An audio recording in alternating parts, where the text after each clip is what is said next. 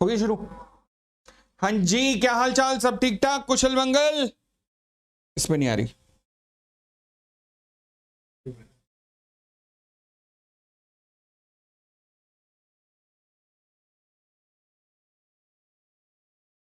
चलो जी, ठीक है।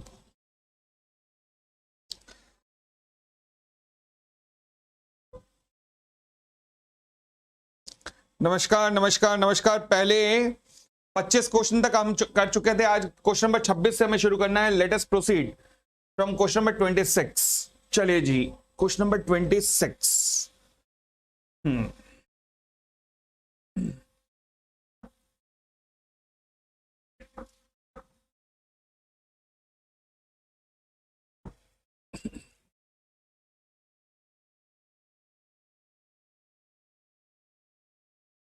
Question number 26।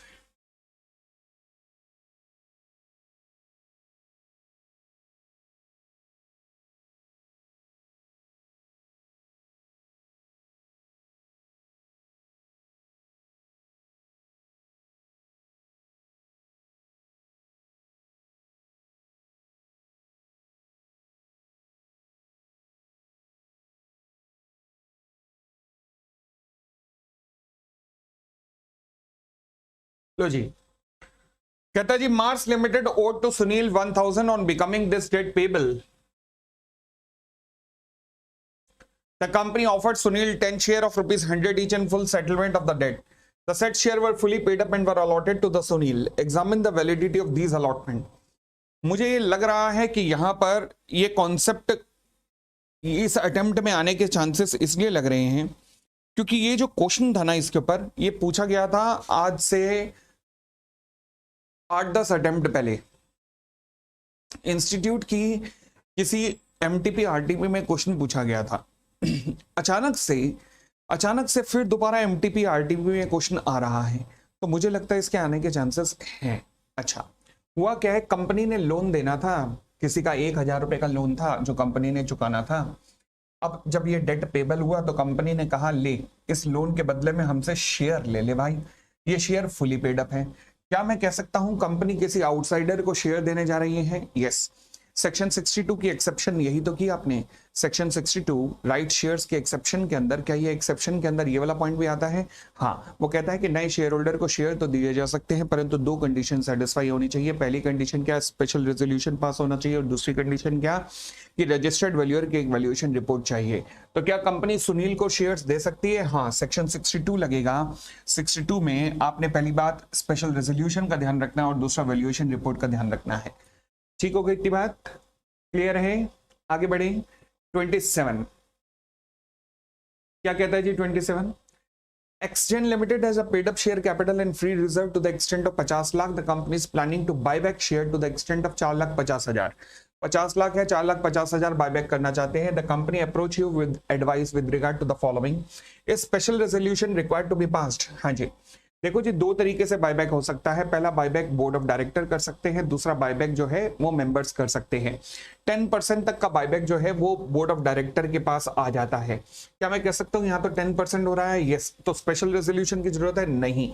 Time limit for completion of buyback क्या होता है? अच्छा, what should be the ratio of aggregate debt to the paid up capital after the buyback? 2:1 वगैरह लिख सकते हो।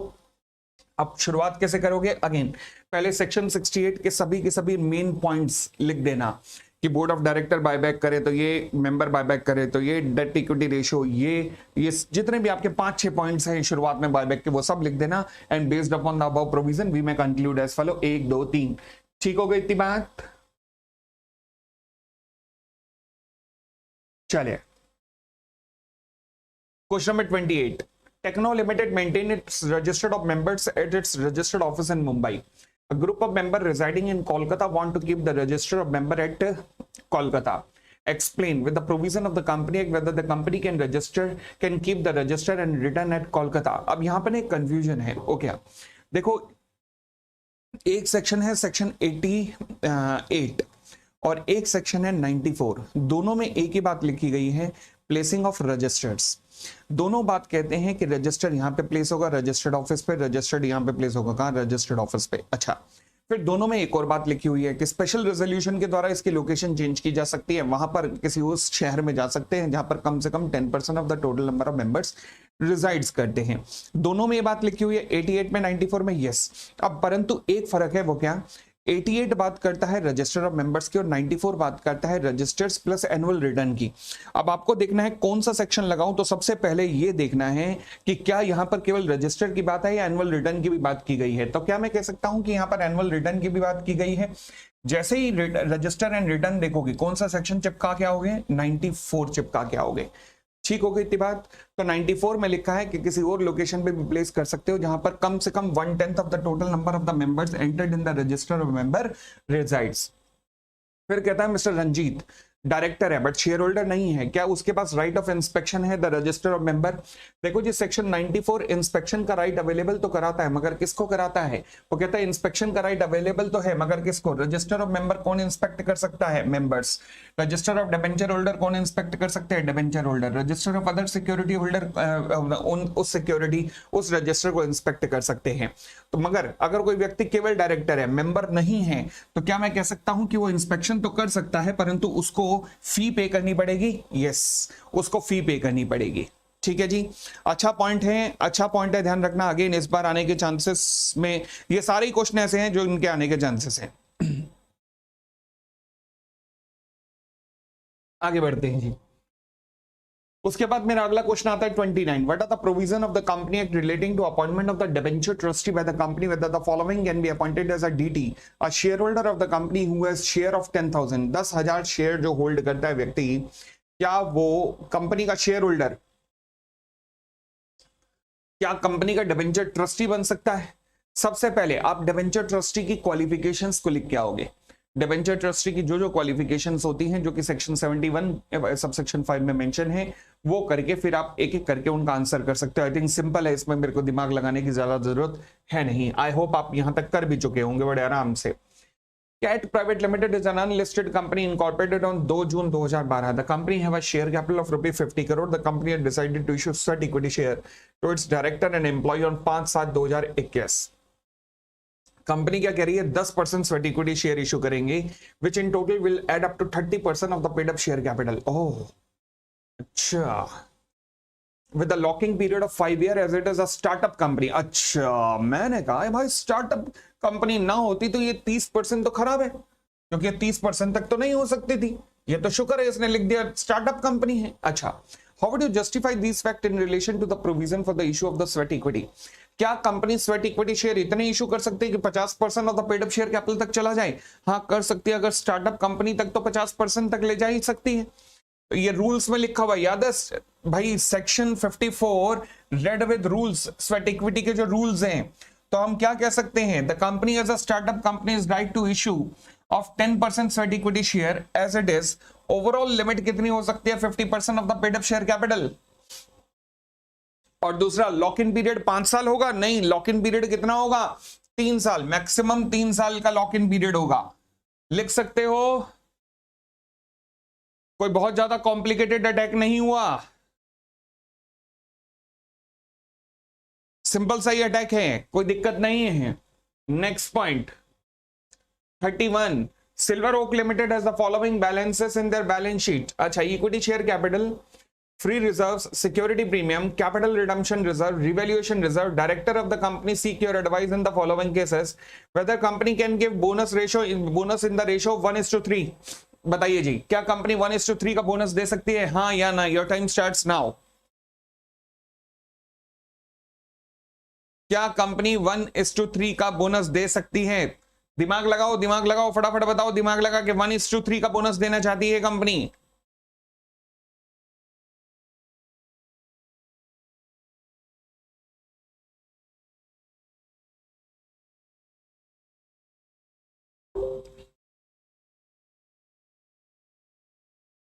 वन इज टू थ्री का बोनस देना चाहती है, यानी कि 1:3 का मतलब क्या हुआ, पहले तो मुझे ये बताओ 1:3 का मतलब क्या है। वाह वाह, बड़ा इसने अजीब सी इक्वेशन लिख दी। 1:3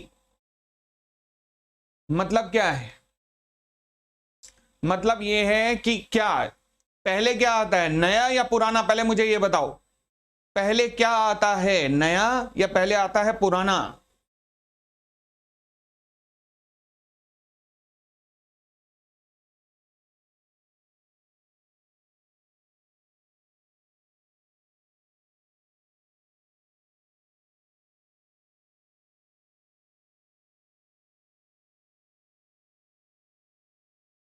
पहले आता है नया, न्यू, तो इसका मतलब ये न्यू शेयर मिल रहा है एक, ये न्यू शेयर है, और 3 एग्जिस्टिंग शेयर हैं।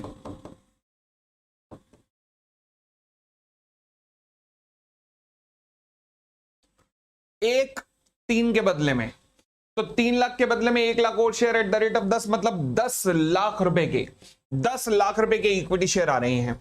अच्छा मुझे बताना 10 लाख रुपए का, ये 10 लाख रुपए का बोनस देने जा रहे हो कि आपके पास इतने रिजर्व्स पड़े हैं? Free reserves 5 lakh, security premium 3 lakh, CRR 4 lakh. अच्छा 4 3 7 और 12 बड़े आराम से पड़े हैं। तो क्या 12 लाख रुपए के रिजर्व्स पड़े हैं आपके पास? तो क्या 10 लाख रुपए का बोनस दिया जा सकता है? पहला सवाल, weather company can go bonus share in the ratio 1:3। तो क्या कंपनी के पास इतने रिजर्व्स हैं कि उन्हें कैपिटलाइज किया जा सके? यस, 12 लाख के रिजर्व्स पड़े, आराम से किया जा सकता है, कोई दिक्कत नहीं। What if the company decide to give bonus share in the ratio 1:2? 1:2 ratio में होता तो कितने होते? हर 2 के बदले में 1, तो मतलब कितना हो जाता? 15 लाख। क्या 15 लाख के रिजर्व्स हैं आपके पास? नहीं कर सकते थे, तो मैक्सिमम कितने इशू कर सकते थे? 12 लाख से ही, 12 लाख ही इशू कर सकते हो, 15 लाख इशू नहीं कर सकते हो। कोई दिक्कत? क्लियर है एकदम? चलिए आगे बढ़ते हैं। चार्ज चैप्टर शुरू होता है यहां से हमारा। अच्छा, जनरल मीटिंग के अंदर या शेयर्स के अंदर कोई और ऐसा सेक्शन जो आपको जरूर गो थ्रू करना हो, या प्रोस्पेक्टस के अंदर कोई और ऐसा सेक्शन जो आपको जरूर गो थ्रू करना हो। अगर मैं किसी एक सेक्शन की प्रिडिक्शन करना चाहूं और तुम मुझे कहो कि पोपली सर कि सपोज अपने आप को तांत्रिक मान के चलिए या ज्योतिष मान के चलिए, और बताइए कि आपको क्या लगता है कि इस बार कौन सा क्वेश्चन आएगा। जो मैं कह रहा हूं ये नहीं कि केवल वही कर जाओ, ये तो करने नालायकों, तुमने कहीं पता लगा पोपली हाय हाय कर रहे हो एग्जामिनेशन सेंटर पे जाके कि पोपली ने एक क्वेश्चन बोला था वो नहीं आया। मुझे लगता है सेक्शन 27 इस बार हिट करेगा, सेक्शन 27 इस बार हिट करेगा, सेक्शन 27 वेरिएशन इन वो ऑब्जेक्ट वाला, मुझे लग रहा है। ये पता नहीं क्यों अंदर से फीलिंग आ रही है, बट फिलहाल देखते हैं। ये क्वेश्चन छोड़ के नहीं जाना नालायकों, कहीं पता लगा पोपली की बेइज्जती करा के आ रहे हो वहां तुम। Question number 31, ABC Limited realized on the 2nd of May 2019 that particular of the charge created on 12th of March 2019 in favor of bank were not filed with the ROC for registration. What procedure should the company follow to get the charge registered with the ROC? भाई साहब याद करो, charge 30 दिन में नहीं, पहले तो section बोलो, सेक्शन नंबर 77। अच्छा, पहले 30 दिन में फाइल नहीं हुआ तो अगले 30 दिन में कर देना विद द एडिशनल फी, मतलब 60 डेज, वर्ड लिखा है 60 days from the creation of charge, यानी कि एडिशनल 30 डेज। और अगर 60 डेज में नहीं हुआ तो नेक्स्ट 60 डेज में along with the ad valorem fee. याद आया? तो अगर चार्ज क्रिएट कब हुआ है? 2 मई को रियलाइज हुआ, 12 मार्च का चार्ज अभी तक रजिस्टर्ड नहीं हुआ, 12 मार्च से 30 दिन तो निकल गए, अप्रैल, अब है मई, तो मई है, यानी कि along with the additional fees जमा होगा, एड वैलोरम तक आने की जरूरत नहीं है, एडिशनल फी जमा होगा, पूरा सेक्शन 77 चिपकाया, उसके बाद लिख दिया कि क्या कंपनी कर सकती है, yes along with the additional fee. अच्छा, would the procedure be different if the charge was created on 12 फरवरी? ओह, फरवरी, मार्च निकल गया, नहीं हुआ, मई निकल गया, 28 दिन है फरवरी के, ध्यान रखना, 60 दिन की कैलकुलेशन ध्यान से करना। मार्च निकल गया, नहीं हुआ,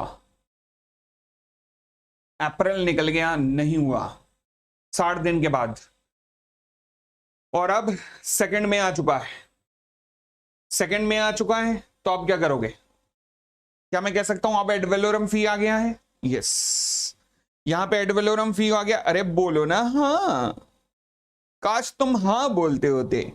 क्या मैं कह सकता हूं इस केस में एड वैलोरम फी लगेगा? यस। चलिए जी, question number 32, Moonlight Limited is having its establishment in USA. It obtained a loan there, creating a charge on the assets of the foreign establishment. Oh, अच्छा, फॉरेन एसेट्स के ऊपर charge create हुआ है, पक्का है, verification पे question होगा। The company received a notice from the registrar of company for not filing the particular of charge created by the company on the property or assets situated outside India. The company want to defend the notice on the ground that it shall not be the duty of the company to register the particular of charge created on the assets not located in India. अबे जाना है, ऐसा थोड़ा ना होता है. Do you agree with the stand taken by the company? गलत है. Give your answer with respect to the provision of the Company Act. कौन सा सेक्शन चिपका के आओगे? याद करो तो ये सब कुछ सेक्शन 77 में ही है.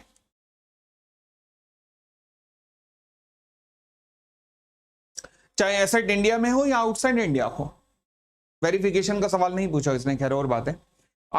एसेट इंडिया में हो या आउटसाइड इंडिया हो, CHG1 तो फाइल होना ही होना है. किसको? ROC को. ठीक हो गई इतनी बात. तो कंपनी का ये कहना कि एसेट आउटसाइड इंडिया है, अरे कैसी कैसी बातें करती हैं ये लोग. ठीक है, बढ़े आगे.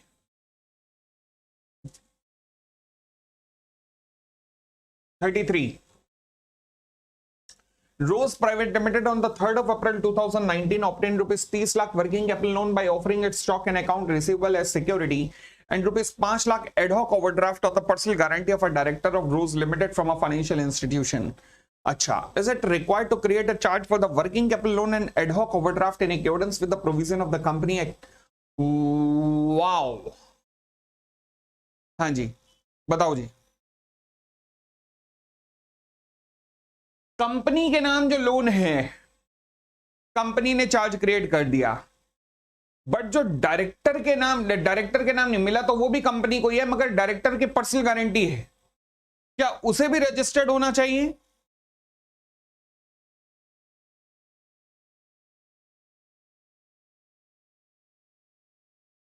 क्या जो डायरेक्टर की पर्सनल गारंटी है क्या वो भी रजिस्टर्ड होनी चाहिए मिनिस्ट्री ऑफ कॉर्पोरेट अफेयर या ROC के पास? नहीं, क्योंकि चार्ज किसके ऊपर क्रिएट किया जाता है? Assets of the company. अब वो जो डायरेक्टर की पर्सनल गारंटी है वो कंपनी की एसेट्स नहीं है, कंपनी की एसेट्स नहीं है, वो डायरेक्टर की पर्सनल गारंटी है. तो इसका मतलब वो कंपनी की एसेट्स अगर नहीं है तो क्या मैं कह सकता हूं कि वो चार्ज पर्सनल गारंटी वाला 5 लाख रुपए वो रजिस्ट्रेशन कराने की जरूरत नहीं है. State the provision relating to extension of time and procedure for registration of charge in case the above charge was not registered within 30 days of its creation. फिर 60 दिन, फिर अगले 60 दिन, ये लिखना है. समझ गए? अच्छा पॉइंट ये था, बहुत अच्छा पॉइंट था. चलिए आगे. Next question 34. Mister Pam purchase a commercial property in Delhi belonging to ABC limited. अच्छा. After entering into an agreement with the company, at the time of registration, Pam came to note that the title deed of the company is not free and the company expressed its inability to get the title deed transfer in his name, contending that he ought to have the knowledge of the charge created on the property of the company. भाई साहब बड़ी सीधी सी बात है, section 80 hit कर गया. Knowledge of charge यानी कि अगर कोई भी व्यक्ति जो कंपनी से डील कर रहा है, he shall have knowledge of charge created on the assets of the company. जाके मिनिस्ट्री ऑफ कॉर्पोरेट अफेयर की वेबसाइट पे चेक कर ले भाई. क्यों नहीं चेक कर रहा तू? क्या ये गलत नहीं है? गलत है. तो इसलिए अगर आप कोई भी एसेट एक्वायर कर रहे हो और उसके ऊपर चार्ज है तो ध्यान रखना गुड फेथ का बेनिफिट नहीं मिलता. सेक्शन 80 यही कहता है कि गुड फेथ का बेनिफिट हम नहीं लेने देंगे, किसी को भी गुड फेथ का बेनिफिट नहीं दिया जाएगा. ठीक हो गई इतनी बात. अगला मेरा चैप्टर शुरू हो रहा है यहां पर अकाउंट्स ऑफ द कंपनी. आइए अकाउंट्स ऑफ कंपनी पे आते हैं. अच्छा, कहता है जी Red Limited that is company was incorporated on 1st of April 2020. The balances extracted from its audited financial statement are as follow. Financial year 2021-21-22. Net profit before tax, net profit after tax. Okay, income tax की calculation को हटा दो. The company proposes to allocate the minimum required amount for CSR activity to be undertaking during the financial year 22-23 is if it is mandatory. अच्छा, क्या ये mandatory भी है? ओहो, net profit before tax, net profit after tax, वाह वाह, इस चीज पे मजे लिए हैं उसने हमारे. अच्छा, you are required to advise the company in this regard and compute the minimum amount to be allocated. Oh, वो भी निकालना है. If so required taking into account the relevant provision of the company act 2013. जी, CSR, CSR, CSR, बताओ जी. CSR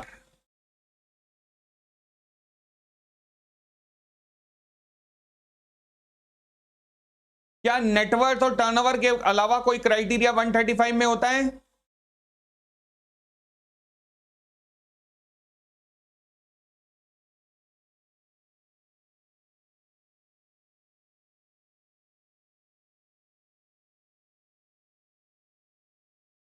क्या कोई और क्राइटेरिया भी होता है? हाँ, नेट प्रॉफिट एक क्राइटेरिया होता है, बट सवाल उठा मेरे सामने दो दो नेट प्रॉफिट पड़े हुए हैं यहां पर, एक नेट प्रॉफिट बिफोर टैक्स है, एक नेट प्रॉफिट आफ्टर टैक्स है, तो मुझे कौन सा प्रॉफिट लेना चाहिए?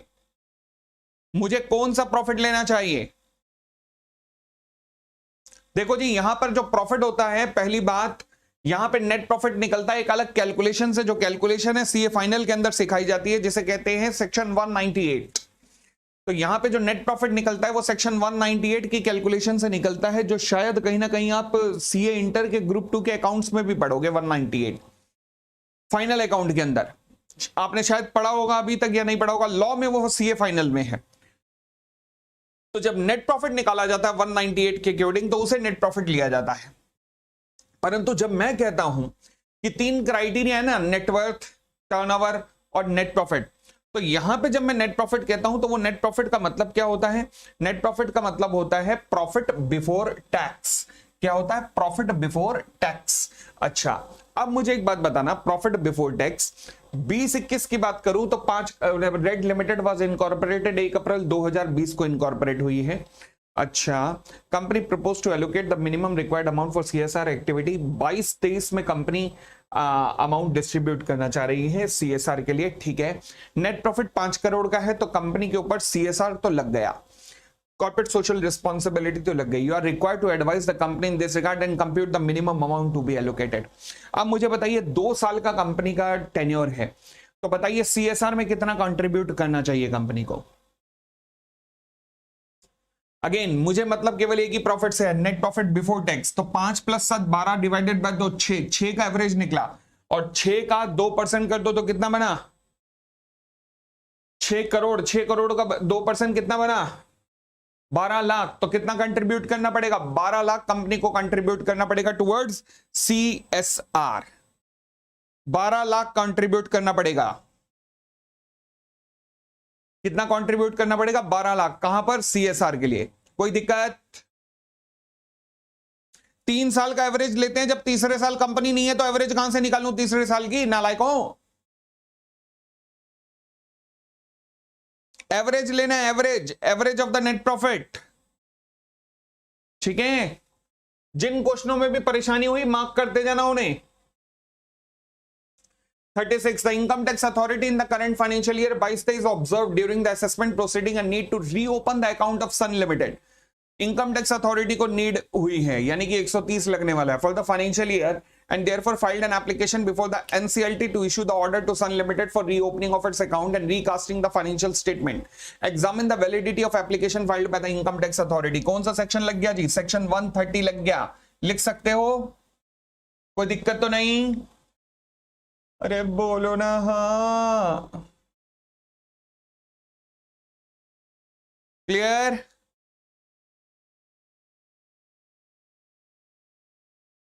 Ravi Limited maintain its books of account under the single entry system of accounting. हे माता जी कह के थक गए। डबल एंट्री सिस्टम होती है, कहां लिखा है? सेक्शन 128 में। डबल एंट्री सिस्टम पे और एक्रूअल सिस्टम पे मेंटेन करना पड़ता है। State the person responsible for complying with the provision regarding maintenance of the books of accounts of the company. याद करो, सेक्शन 128 में सबसे लास्ट में लिखा था कि अगर कंपनी ने इस सेक्शन का कंप्लाई नहीं किया तो इन लोगों को, एमडी, डब्ल्यूटीडी, इन लोगों को पेनल्टी बियर करनी पड़ेगी। ये उनके बारे में लिखना है। Whether a company can keep books of accounts in the electronic mode accessible only outside India? No. Rule number 4 कहता है क्या?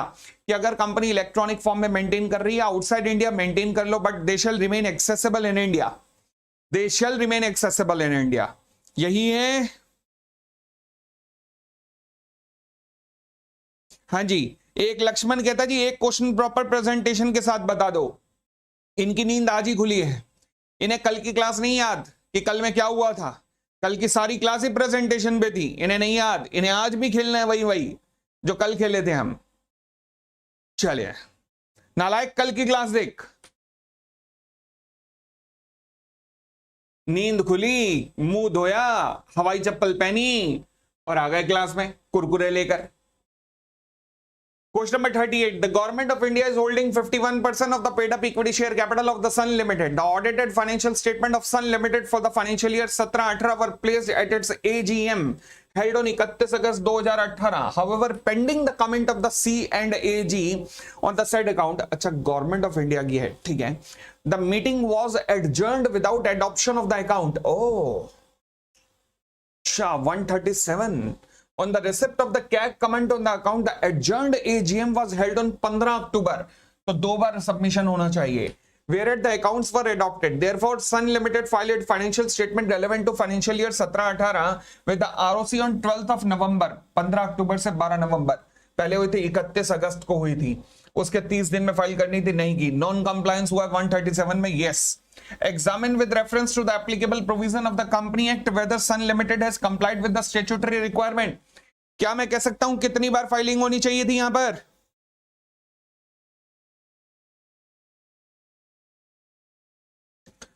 सर बस यही 100 क्वेश्चन पढ़ के चले जाएं तुम ना. मेरे को लग रहा है एग्जामिनेशन सेंटर से बाहर निकल के नॉनवेज ना दो बस. मुझे तो यही डर लग रहा है भाई साहब. ये 100 क्वेश्चन का मतलब है ये जरूर करने हैं, ये जरूर करने हैं. इसका मतलब ये नहीं है कि बाकियों को देखना ही नहीं है. बाकी भी जो आपने करे हुए हैं, जो क्लासेस, अगर मुझसे क्लासेस लिए तो कॉपियां भर भर के एनालिसिस करवाइए. 50% से ऊपर की कॉपी में तो एनालिसिस है. तो वो एनालिसिस कब करके जाओगे? वो भी करना है. प्लस ये क्वेश्चन जरूर देख के जाने हैं, ये क्वेश्चन. ठीक है ना. एक रात को कल क्वेरी आई, कहता है जी मैं बस इन 100 क्वेश्चनों का रट्टा लगा के जा रहा हूं. अबे चतुर्लिंगम, अबे याद करके गया चमत्कार, वहां लिखाया कुछ और तो मच जाएगा हाहाकार. ध्यान रख क्या कर रहा है. ये बड़ी दिक्कत है भाई साहब इंपॉर्टेंट क्वेश्चन देने में. अगेन ध्यान रखो, ये top 100 question in the sense कि according to me yes, paper में मेजॉरिटी पेपर आपको इनमें से कहीं ना कहीं टपक के मिलना चाहिए. डजंट मीन कि इसके बाहर पेपर ही नहीं बन सकता, क्योंकि मैं ना पोपली हूं, कोई बंसी बजाने वाला बंसी बजाइया नहीं हूं जो जिसने कह दिया वो ठीक हो गया. समझे. चलिए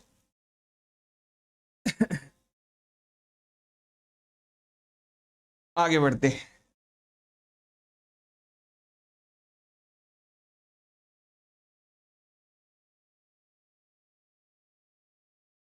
चलो जी चलो.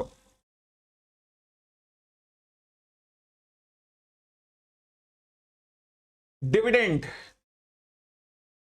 पिछला चैप्टर कौन सा गया हमारा? चार्ज. चार्ज के अंदर मार्क कर लेना, एक चीज लिख लेना, सेक्शन 87 जरूर करके जाना.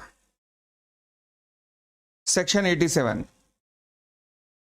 सेक्शन 87 जरूर करके जाना, जरूर करके जाना, जरूर करके जाना. चलिए कॉपी से हो जाएगा जी सुदर्शन, कॉपी से हो जाएगा. कॉपी पूरी करके जिन्होंने मुझसे पढ़े हैं कॉपी पढ़ के उसका एनालिसिस पढ़ के फिर ये क्वेश्चन करिएगा. ठीक है ना. चलिए आते हैं डिविडेंड के चैप्टर के ऊपर. Question number 39. Mister R, holder of 1000 equity share of 10 each of the Vimal Limited, approached the company in the last week of September 2022 with a claim for the payment of dividend of 2000 declared at the rate of 20% by the company at its AGM held on 31/8/2014 with the respect to the financial year 13-14. The company refused to accept the request of R and informed him that his share on which the dividend has not been claimed till date have been transferred to the Investor Education and Protection Fund. इतनी जल्दी कैसे कर दिया यार?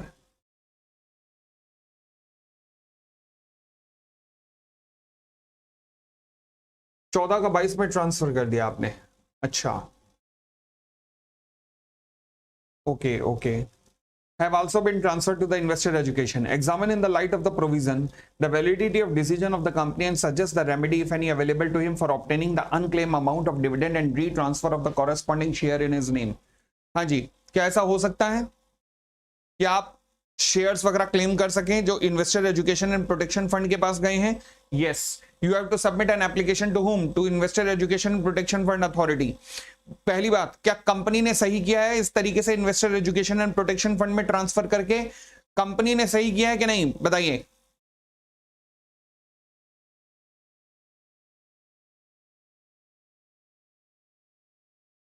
Company ने बिल्कुल सही किया है, कंपनी ने सही किया है। दूसरी बात, जब आप investor education and protection fund authority के पास जाएंगे तो आप ना केवल अपना अमाउंट क्लेम कर सकते हैं बल्कि शेयर्स भी क्लेम कर सकते हैं, जो शेयर्स वहां पे ट्रांसफर हो चुके हैं वो भी क्लेम कर सकते हैं। तो दोनों चीजें क्लेम की जा सकती हैं वहां से, ध्यान रखना। तो पूरा सेक्शन 124 का रेफरेंस देना है।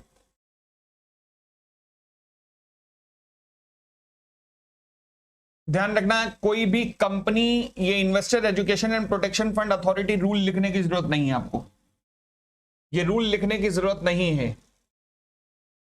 ये रेलेवेंट नहीं है। आप पहले थे मगर अब रेलेवेंट नहीं है, तो ये रूल लिखने की जरूरत आपको नहीं है। ठीक हो गई इतनी बात? तो आगे देखिएगा, पहला क्वेश्चन का answer, R want to reclaim the transfer share कर सकता है, अथॉरिटी को अप्लाई करेगा, शेयर्स भी मिल जाएंगे और अनक्लेम अमाउंट भी मिल जाएगा, फिर डिविडेंड भी मिल जाएगा, हाँ, और शेयर्स भी मिल जाएंगे। तो दोनों यही क्वेश्चन थे कि डिविडेंड मिल जाएगा, हाँ, शेयर में मिल जाएंगे, हाँ, दोनों मिल जाएंगे, हाँ। चलो जी, नेक्स्ट क्वेश्चन नंबर 40।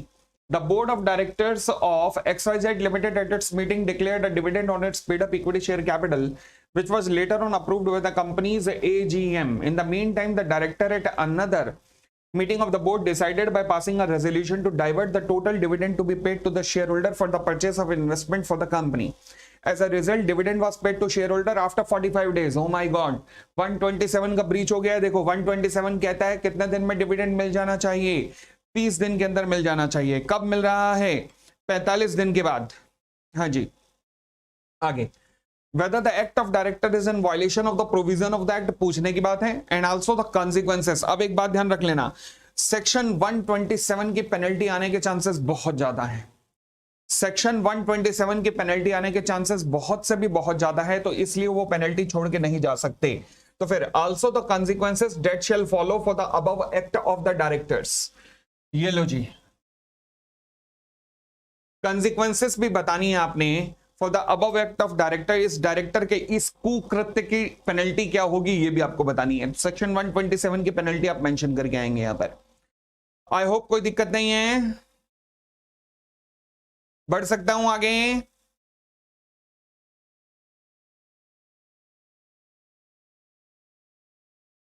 चलिए, फिर कहता है what would be your answer in case the amount of dividend to a share holder is adjusted by the company against certain due to the company from the share holder. क्या company ऐसा कर सकती है कि share holder से कुछ due है, share holder से कुछ ड्यू है, क्या उस ड्यू की तरफ एडजस्ट कर सकती है? The answer is yes, due की तरफ भी एडजस्ट कर सकती है। ठीक हो गई इतनी बात भी? आई होप कोई दिक्कत नहीं है यहां तक भी। चले,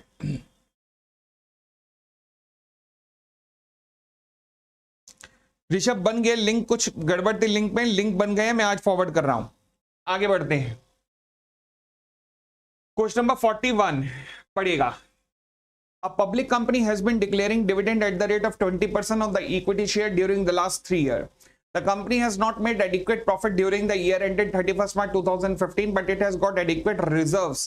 अच्छा, reserves में से dividend देना चाह रही है, which can be utilized for maintaining a rate of dividend at 20%. Advise the company as to how it should go about if it want to declare dividend at the rate of 20%. क्या company 20% का dividend दे सकते हो भैया? याद करो, rule number 3 के ऊपर question है, जहां पर कंपनी डिविडेंड देना चाहती है out of the free reserves, तो कंपनी तुम्हें क्या क्या करना पड़ेगा? पहले तो सारे रूल लिख दो, ए बी सी तीनों के तीनों रूल लिख दो।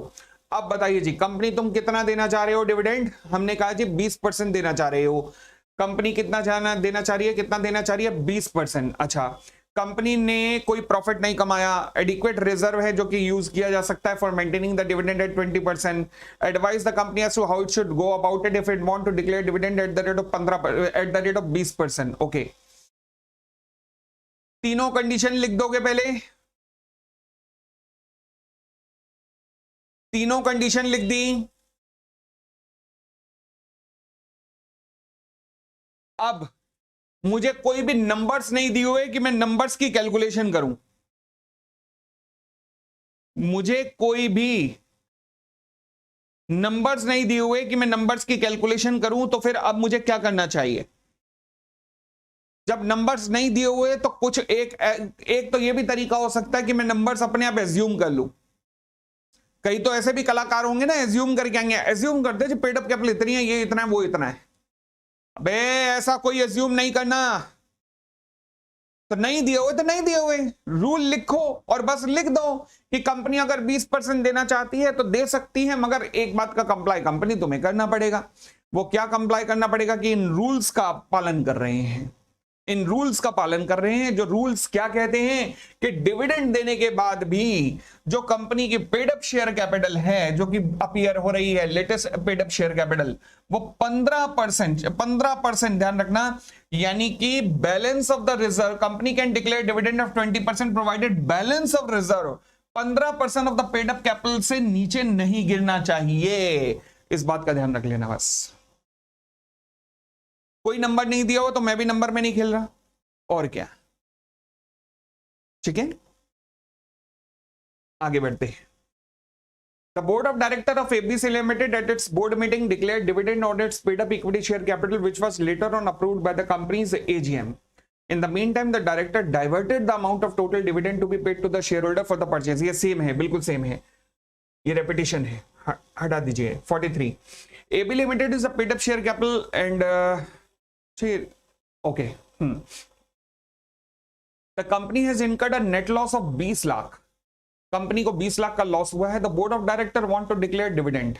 The balance of the company as per the latest audited balance sheet are as follow: equity share capital, general reserve, debenture redemption reserve. The company has not declared any dividend in the preceding 3 financial year. Decide whether AB limited is allowed to declare dividend और not for the year 19-20 by explaining the relevant provision of the company act. अब यहां पे मुझे numbers दिए हुए हैं। अब जब नंबर दिए हुए हैं तो नंबरों में खेल खेलना पड़ेगा। मुझे रूल्स लिखते लिखते साथ में उसके नंबर्स को भी एक्सप्लेन करना पड़ेगा। पहला रूल क्या कहता है? कहता है जी जो आप डिविडेंड देने जा रहे हो फ्री रिजर्व्स में से, वो पिछले 3 साल के डिविडेंड का एवरेज निकालो और उससे ज्यादा नहीं होना चाहिए। मैंने सबसे पहले क्या किया, पहला रूल लिखा। लो जी कंडीशन नंबर 1 या सब rule number 1, rate of dividend exceed नहीं होना चाहिए average of dividend of the last 3 years. मगर दिक्कत है कि इसके नीचे एक प्रोवाइजो दिया हुआ है, वो कहता है कि अगर मान लीजिए 3 में से किसी भी साल ऐसा हो गया, पिछले 3 में से किसी भी साल कि आपने डिविडेंड नहीं दिया था, तो ये पूरा सब रूल ही अप्लाई नहीं होगा। क्योंकि कंपनी ने डिविडेंड डिक्लेयर नहीं किया था फाइनेंशियल ईयर में, तो ये कंडीशन एप्लीकेबल ही नहीं है। चलो जी, ये कंडीशन ही खत्म हो गई। कंडीशन नंबर 2 कहती है कि जो अमाउंट आप ड्रॉ कर रहे हो डिविडेंड बांटने के लिए, वो कितना होना चाहिए? 10% of the paid up share capital and free reserves. 10% of the paid up share capital and free reserve का 10% निकाला तो कितना हुआ? 25 lakh.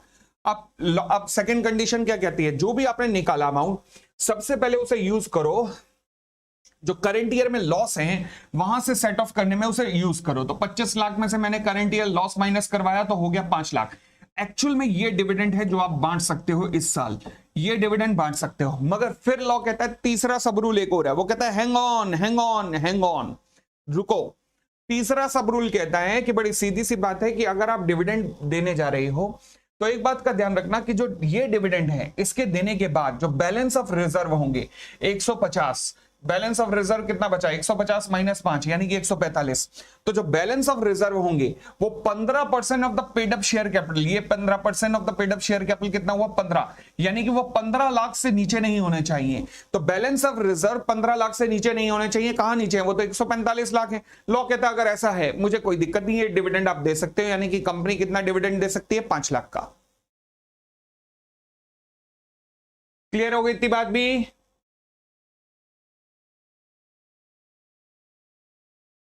Question number 44, Sunlight Limited was incorporated on 22nd of January 2019 with the object of providing software services. The company adopted its first financial year as from 22nd of January 2019 to 31st of March 2020. Company ने ये financial year पहला follow किया है। The financial statement for the said period after providing for depreciation in accordance with Schedule 2 of the Company Act revealed the net profit. The board of directors declared at the rate of declared 20% interim dividend. 20% का interim dividend declare किया है board of director ने eight their meeting held on 7th of July before holding it's first AGM. ओहो, 20% का dividend declare हुआ है पहली AGM होने से पहले।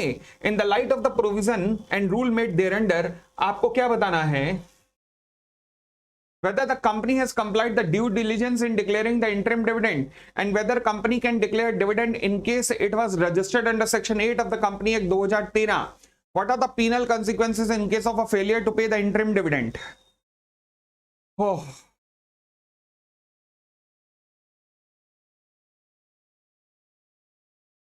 बताओ जी। अच्छा, ईमानदारी से बताना, कल मैंने घर से क्वेश्चन करने के लिए दिए थे, किस किसने किए थे? किस किसने, ईमानदारी से बताना, किस किसने किए थे? जो क्वेश्चन भी मैंने करवाए थे, किस किसने किए थे?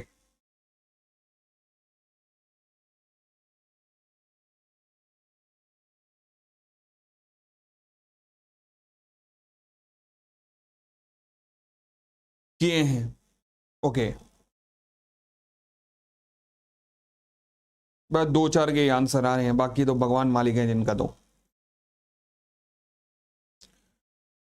दूसरा, मैंने एक होमवर्क दिया था आपको, 2 स्टैंडर्ड आंसर लिखने को कहा था। क्या आपने वो स्टैंडर्ड आंसर जो मैंने स्टैंडर्ड आंसर दिए उनसे कंपेयर किए?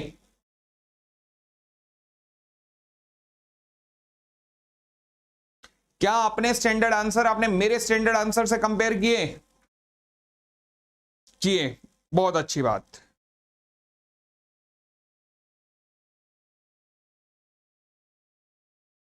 बहुत अच्छी बात। तीसरा, अब ऑडिट के इंपॉर्टेंट क्वेश्चन की लिस्ट संडे को जारी हो जाएगी। संडे मतलब कल, कल जारी हो जाएगी।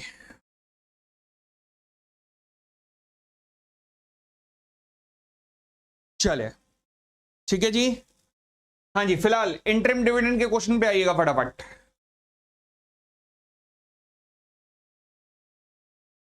क्या कंपनी ने इंटरिम डिविडेंड के सारे नियमों का पालन किया है, मुझे बताइएगा। 22 जनवरी को कंपनी इनकॉर्पोरेट हुई है। पहली एजीएम कब है?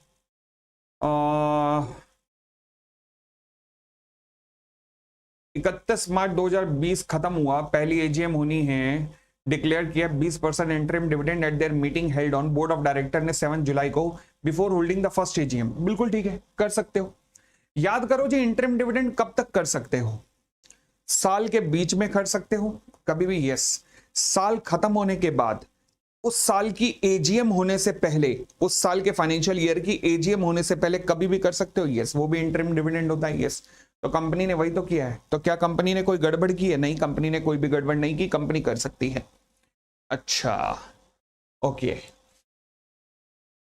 भाई। देखो, जिन्होंने अपने आंसर कंपेयर किए वहां से, और जिनको लगा है कि मेरे आंसर में बहुत ज्यादा डिफरेंस है यार, और मेरा दिल अभी भी है कि पोपली को एक बार प्रेजेंटेशन दिखाने का है।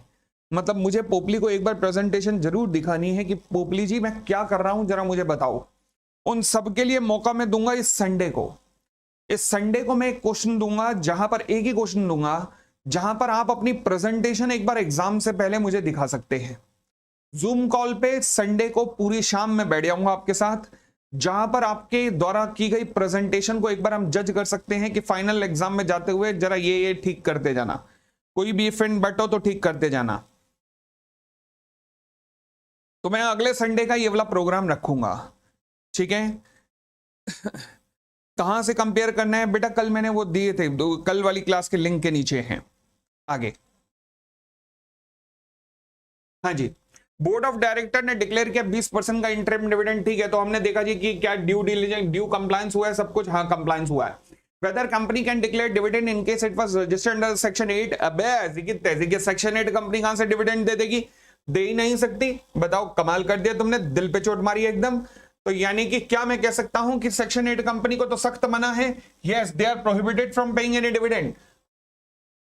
थर्ड क्या कहता है? What are the penal consequences in case of a failure to pay the interim dividend?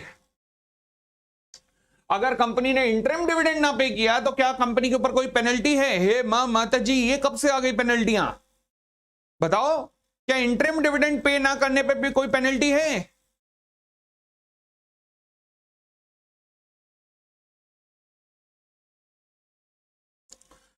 भाई साहब, डिविडेंड डिक्लेयर करने के बाद पे नहीं किया उस पे तो पेनल्टी है, मगर सेक्शन 127 तो डिविडेंड की बात करता है कि डिक्लेयर हुआ मगर पे नहीं हुआ। तो क्या 127 क्या इंटरिम डिविडेंड पे भी लगेगा, ये मेरा सवाल है। क्या 127 इंटरिम डिविडेंड पे भी लगेगा, हां या ना? हां, कैसे पता? सबसे पहले इंटरिम डिविडेंड की डेफिनेशन देखो,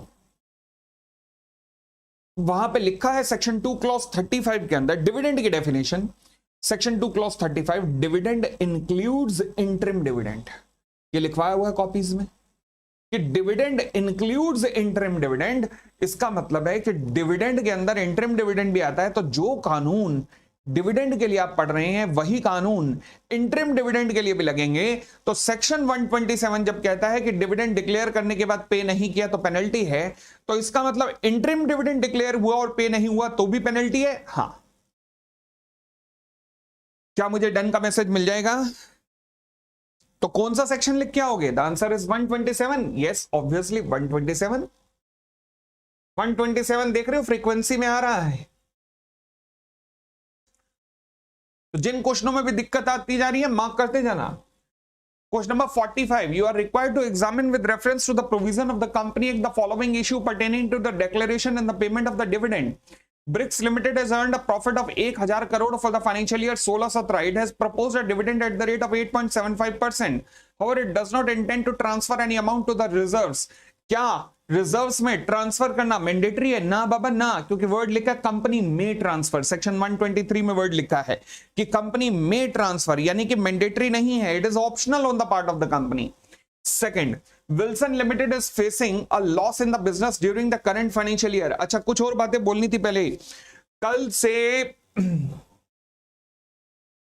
5 बजे से 6 बजे तक क्वेरी सेशन चलेगा, रोज डेली बेसिस पर। कोई भी क्वेरी हो, आंखें बंद करो और बस शुरू हो जाओ क्वेरी पूछना 5 से 6 बजे तक। एंड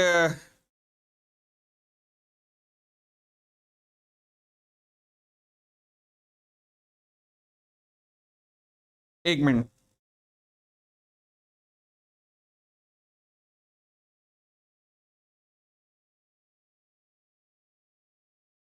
हाँ जी,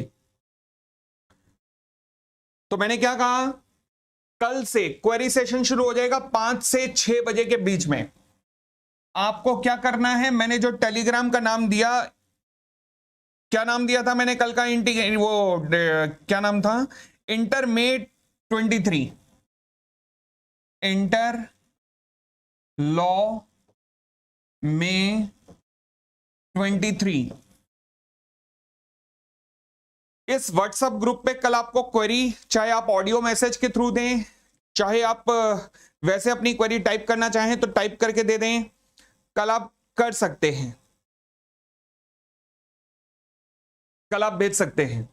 मीनवाइल इसी ग्रुप पर ही, इसी टेलीग्राम ग्रुप पर मैं कुछ क्लासेस की रिवीजन भी अभी अपलोड करूंगा। आप देख सकते हैं, कुछ और क्लासेस की भी रिवीजन वीडियो में अभी अपलोड करूंगा, आप वो भी देख सकते हैं जिनको और रिवीजन चाहिए होगी। चलिए फिलहाल आते हैं सेकंड हो गया, सेकंड पढ़ना है ना।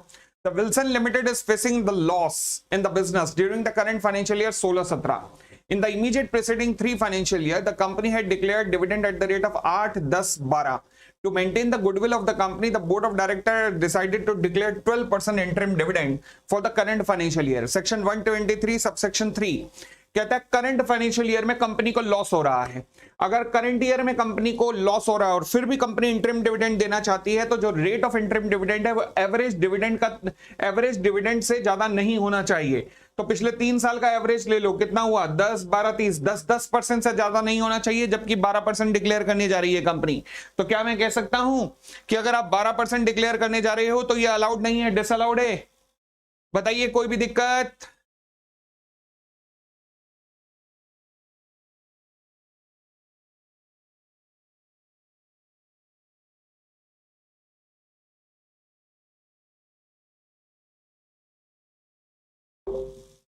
भाई बढ़ सकते हैं, बढ़ सकते हैं। चलिए थर्ड पोर्शन पर आते हैं। कहता है director of the Som limited propose dividend at the rate of 12% of the equity share for the financial year 16-17. The same was approved in the AGM of the company held on 20th September 2017. The director declared the approved dividend. Okay. Propose किया था, AGM में approve हो गया. Ninja was the holder of 1000 shares, but he has transferred the share to Mr. Raj, whose name has been registered on 20th May 2017. Who will be entitled to the above dividend? हे भगवान, हे मां माता जी, ये फंसने वाली बात हो गई. अब बताइए ये डिविडेंड किसे मिलना चाहिए, ये सवाल है जी.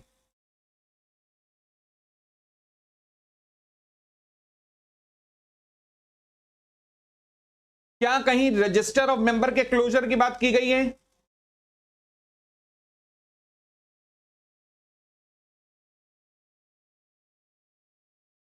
इकतीस मार्च 2017 को निंजा था. शेयर कब बेचे हैं इसने? 20 मई 2017 को ही बेच चुका है. ओके, तो किसको मिलना चाहिए? राज को मिलना चाहिए. ऑब्वियसली किसको मिलना चाहिए? मिस्टर राज को मिलना चाहिए. बहुत पहले शेयर बिक चुके हैं यार, बहुत ही पहले. तो वो रजिस्टर ऑफ मेंबर तक आ ही नहीं रहा, closure of register of member तक, क्योंकि बहुत पहले शेयर बिक चुके हैं. ऑब्वियसली राज को ही मिलना चाहिए. फोर्थ क्वेश्चन पे अलग आते हैं. आइए. Alok holding equity share of the face value of 10 lakh but has not paid an amount of rupees 1 lakh toward the call money on the share. Can the same be adjusted toward the dividend amount payable to him? क्या amount of dividend call से adjust हो सकता है? क्या amount of dividend call से adjust हो सकता है? द आंसर इज यस, हो सकता है. कौन कहता है? सेक्शन 127 कहता है कि मुझे कोई दिक्कत नहीं, आप कॉल से भी एडजस्ट कर सकते हो अमाउंट, मुझे कोई दिक्कत नहीं है. लो जी, सुनना जी, हमने अप्रोक्सीमेट कंपनी लॉ लगभग खत्म कर लिया है. अब मैं अगर यहां पे गाने गाता भी रहूं और आपने रिवाइज नहीं किया हुआ तो वो सब बेकार होगा, क्योंकि खाली क्वेश्चन आंसर मेरे कराने से कुछ नहीं होगा जब तक आप खुद घर पे रिवाइज नहीं करवेंगे. इसलिए अब मैं बोल आपके कोर्ट में फेंक रहा हूं, आपके कोर्ट में फेंक रहा हूं इन द सेंस, कल से 4 से 5 का क्वेरी सेशन इसीलिए रखा है कि कल से अगर कोई भी क्वेरी, कोई भी क्वेश्चन में आप अटके हो, जिन्होंने मुझसे पढ़ा है, आई कैन एश्योर यू ये सारे क्वेश्चन क्लासेस में आप एनालिसिस में या डिफरेंट फॉर्म्स के अंदर कर चुके होंगे. ये केवल मैं आपकी याददाश्त वापस लाने की कोशिश कर रहा हूं कि ये क्वेश्चन कर लो, मगर अदरवाइज आप कर चुके हो. अब ये क्वेश्चन एक बार देखना, जहां डाउट हो, इररेस्पेक्टिव ऑफ द फैक्ट कि अगर आप मुझसे नहीं भी पढ़े हुए तो भी डाउट सेशन सबके लिए होगा, वो सबके लिए होगा. 5 से 6 का डाउट सेशन. ठीक हो गई इतनी बात? क्लियर है इतनी बात? चले गाना गा दो.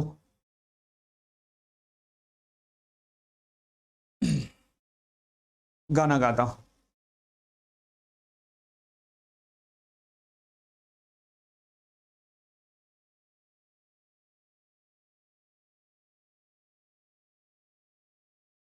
हम होंगे कामयाब, हम होंगे कामयाब इस अटेम्प्ट में,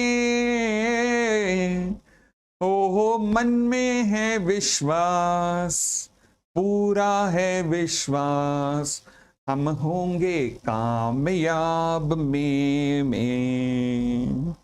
चलो जी, धन्यवाद धन्यवाद, thank you, thanks a lot. खुश रहिए, कल से क्वेरी सेशन हो रहा है. Thank you, take care, bye bye.